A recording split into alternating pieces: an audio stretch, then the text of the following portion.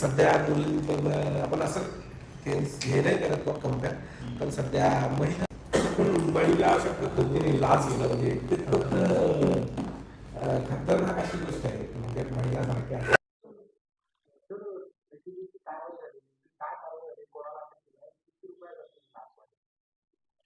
सदरची कारवाई सध्या प्राथमिक स्वरूपामध्ये आहे. या प्राथमिक माहितीमध्ये जे त्र्यंबकराज कृपा मजूर आणि बांधकाम सोसायटी यांनी जी कामं केलेली होती सिमेंट कॉन्क्रीट बंधारा दुरुस्तीची, त्यांची 16 लाखाचे चेक्स हे प्रलंबित होते. त्या प्रलंबित चेक देण्यासाठी सद्यस्थितीमध्ये जी आम्ही ट्रॅप कारवाई केलेली आहे त्यामध्ये अलोसे श्रीमती वैशाली ठाकरे, कार्यकारी अभियंता वर्ग 1, लघु पाटबंधारे विभाग, जिल्हा परिषद नाशिक, आणि दुसरे अलोसे जे आहेत अरुण धारणकर, हे वरिष्ठ सहाय्यक लेखा वर्ग 3 आहेत, लघु पाटबंधारे विभाग, यांनी लाचेची मागणी केलेली होती आणि लाचेची मागणी केल्यानंतर लाच स्वीकृती करताना यांना ताब्यात घेण्यात आलेलं आहे. याबाबत पुढील कारवाई करीत आहोत. गुन्हा दाखल करण्याची प्रक्रिया सुरू आहे.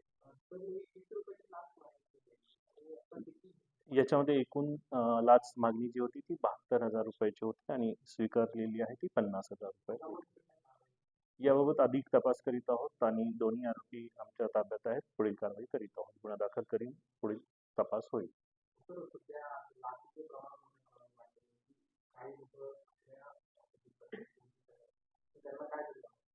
मी नाशिक परिक्षेत्रातील आमच्या 5ही जिल्ह्यांमध्ये नाशिक, जळगाव, धुळे, नंदुरबार आणि अहिल्यानगर येथील सर्व नागरिकांना आवाहन करतो की आपल्या कसल्याही तक्रारी या लाचेच्या संदर्भात असतील, आपल्याकडे कोणी लाचेची मागणी करत असते तर आम्ही जे प्रसारित केलेले नंबर आहेत कृपया त्यावर संपर्क साधावा. 1064 हा टोल फ्री क्रमांक आहे, त्यावरही संपर्क साधावा. यावर निश्चित कारवाई करण्यात येईल.